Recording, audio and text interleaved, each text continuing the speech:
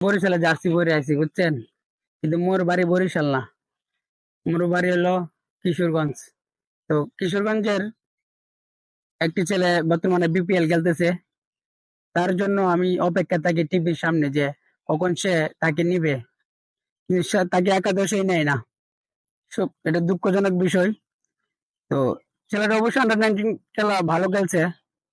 এর নাম হচ্ছে আরিফুল ইসলাম, আন্ডার 19 অনেক ভালো খেলা খেলছে। তো এবারে 2025 বিপিএল এ আশাবাদী উনি ভালো করবে, কিন্তু ওনাকে একাদশে না দেখার কারণে আমার খুব খুব খারাপ লাগে।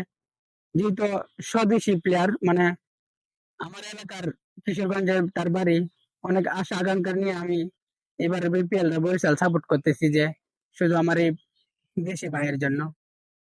তো আপনারা দোয়া করবেন যেমনি ওনাকে নেই, এবং উনি যেমনি ভালো খেলতে পারে, একটা ম্যাচের সুযোগ দেওয়া হোক সেই প্রত্যাশায় আছি। তো আপনারা দোয়া করবেন।